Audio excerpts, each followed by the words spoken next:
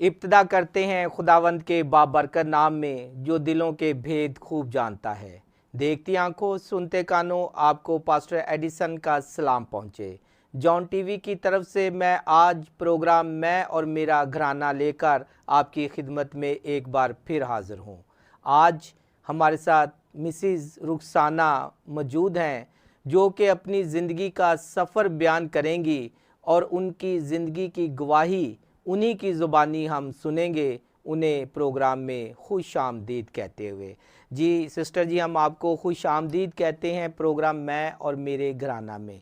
और हम आपसे जानना चाहेंगे कि आपकी ज़िंदगी का सफ़र किस तरह तय हुआ और आपने ज़िंदगी की मुश्किलात में से निकलते हुए खुदा में रहते हुए किस तरह फ़तह को हासिल किया।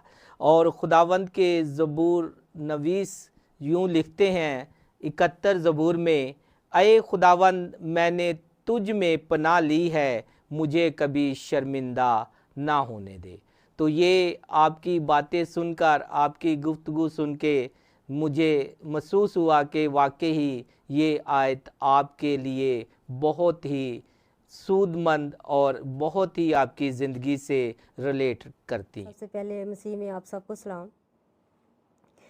और मेरी गवाही इस तरह से है कि मैं बचपन से खुदा से प्यार करती थी, लेकिन आम दुनियावी ज़िंदगी थी कि जिस तरह से चर्च भी जाना, मीटिंग में भी हर हिस्से में मैंने हिस्सा लिया, लेकिन जो हकीकी तौर पे खुदा को जानना है ना, वो नहीं थी बात ज़िंदगी के अंदर।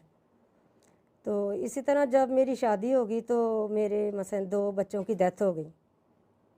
तो मुझे ये बात बड़ी फ़ील हुई कि अगर मैं अपने बच्चों से इतना प्यार करती हूँ, दुखी हूँ, तो जब मैंने खुदा की तरफ तवज्जो नहीं की तो वो मेरे से कितना दुखी होगा।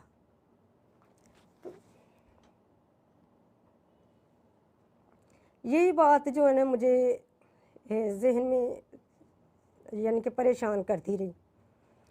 तो उसके बाद फिर खुदा ने मुझे बेटा दिया। तो मैंने कहा कि खुदावन, अगर तू मुझे ज़िंदगी बख्श ला देता है तो ये तेरे लिए होगी। थोड़ी देर तो ये बात जो है ना मैं हर वक्त याद रखती। इसके दौरान काफ़ी सारी बातें जो है वो टेंशन का सबब भी बनती। तो फिर खुदा ने मुझे बेटा दिया। अब हम दूसरी जगह शिफ्ट हो गए। पहले हम इधर बाहर कॉलोनी में रहते थे, तो उधर जैसे मसलन 3-4 साल का मेरा बेटा हुआ तो हम उधर चले गए। फिर हमारी गली में हमारे घर के सामने चर्च था, लव ऑफ जीसस चर्च। तो हम लोग वहाँ पे जाना शुरू हो गए। जब मैं वहाँ एक दिन गई तो संडे की मीटिंग में ऐसे मैं मुझसे बैठी हुई थी, तो मैसेज के बाद पास्टर साहब ने कहा कि जो लोग चाहते हैं कि खुदावन को अपनी ज़िंदगी दे वो अपना हाथ खड़ा करें। मैंने वहाँ पे अपना हाथ खड़ा किया और दवाइया कोर्स चल रहा था। तो उस कोर्स के दौरान मुझे ये फ़ील हुआ कि खुदावंद यीशु मसीह मुझसे बहुत प्यार करता है। और जब खुदा के खादम आए, उन्होंने सर पे हाथ रखा, दुआ की, तो उस दौरान मुझे नहीं पता कि मुझे क्या हुआ, लेकिन अब मुझे समझ है कि पाक रूह ने मुझे छुआ और मैं इस तरह से रोना शुरू हो गई बच्चों की तरह। तो वो दिन था मेरी ज़िंदगी के तब्दील होने का। ये बहुत बड़ी बात थी कि मैं एक ऐसे ख़ानदान से ताल्लुक़ रखती थी कि जो अपने घरों में दिए वगैरह जलाते हैं। मेरे दादी दादा उनके घरों में ये सब लानतें थीं, लेकिन खुदा ने मुझे उस दिन चुना और उस ज़िंदगी से निकाल के उसने मुझे हमेशा की ज़िंदगी में दाखिल किया। उसके बाद मैं आहिस्ता आहिस्ता रेगुलर चर्च में मस्जिद जाना शुरू हो गई। फिर एक दिन ऐसा आया कि हमारे चर्च में 90 दिन की ना दवाइयाँ मीटिंग थी, ईद पेंतीकोस्त के दिन से पहले। तो उस दवाइयाँ में इसी तरह मैं डेली जाती थी और वहाँ पे मुझे पाक रूह का बपतिस्मा हुआ, खुदा के पाक रूह ने छुआ और उसी दौरान ही मुझे खिदमत के लिए चुना गया। और खिदमत मुझे क्या मिली थी कि यानी कि मैं ये दुआ करती थी कि खुदावंद मैं तेरे घर से जुदा नहीं होना चाहती मुझे इसी जगह पे तू जगह दे, बेशक मैं पीछे जूतियों के पास बैठूं। तो उसी दौरान मुझे मसलन हमारे जो पास्टर साहब थे उन्होंने मेरे सर पे हाथ रखा और कुछ बहन भाइयों को उन्होंने मखसूस किया खिदमत के लिए। तो उन्होंने जब मसलन मेरे सर पे भी हाथ रखा तो मैं इस चीज़ के लिए मैं बड़ी खुदा की शुक्रगुजार थी कि खुदावन मैं इस लायक नहीं हूँ, लेकिन तूने मुझे ये मौका दिया है। और मेरी ड्यूटी क्या लगी कि हमारा घर जबकि चर्च के नज़दीक था तो पास्टर साहब का थोड़ा दूर था घर, तो उन्होंने ये जिम्मेदारी दे दी कि चाबियाँ आपके पास होंगी चर्च की। तो वो चाबियाँ मेरे पास होती तो मैं सुबह के टाइम मीटिंग होती थी डेली बहनों की, अभी भी होती है, तो उसमें ये होता था कि मैंने वो ताला खोलना होता था जाके टाइम पे, क्योंकि मैं नज़दीक थी।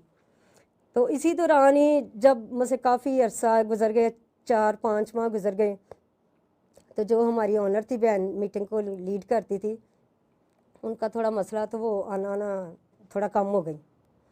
तो उसके दौरान फिर जो सारा ना मुझे संभालना पड़ता। कुछ और 1-2 बहनें थी, हमारी तकरीबन 40-45 बहनों की एक टीम है जो डेली मीटिंग के लिए जमा होती हैं। मैं उसमें जाना शुरू होगी तो आहिस्ता आहिस्ता से जैसे जैसे वक्त गुजरता गया, खुदा ने मुझे उन दरवाजे से लेकर मुझे मस्बा तक खुदा ले आया। हाँ जी। तो मैं उसमें मसलन पहले मैं वो साज बजाती, साथ प्रस्तुत करती, फिर खुदा ने मुझे कलाम का भी मौका दिया कि जब वो हमारी बहन जो थी वो नहीं आती तो उनकी जगह पे मैं लीड करती बहनों को, और मीटिंग लीड करना, प्रस्तुत करना, फिर कलाम की खिदमत। फिर आहिस्ता आहिस्ता मुझे मसलन चर्च की जो एक टीम होती है मुकर्रर, उसमें शामिल किया गया और उसमें ये मेरी खिदमत थी। पहले मैनेजमेंट में मैं गई, फिर क्वायर में मौका मिला, फिर उसके दौरान ही यानी कि चर्च की जितनी भी खिदमतें तकरीबन मैंने उन सब में मैंने हिस्सा लिया, खुदा ने मुझे मौका दिया। हाँ जी। अब मैं मसलन संडे की मीटिंग, मंगल की दुआया मीटिंग होती है, उसमें मैं वो दोनों मीटिंग में लीड भी करती हूँ, और भी बहुत सारे कामों में खुदा मुझे मौका देता है। और इसके दौरान मेरे ज़िंदगी में, मेरे घराने में ये काम हुआ कि मेरे 3 बच्चे हैं, 2 बेटे और 1 बेटी है। तो मैं जब हालात थोड़े मुश्किल होते तो मुझे लगता कि मैं शायद इधर जाऊंगी तो मेरा टाइम वेस्ट है। फिर सोचना कि नहीं, टाइम वेस्ट नहीं है, खुदा कभी भी हमारे टाइम को वेस्ट नहीं जाने देता। कभी दुनियावी सोचे आ जाती, फिक्रें कि क्यों ना मैं जॉब कर लूँ, अपने हस्बैंड का साथ दूँ, हेल्प हो जाएगी।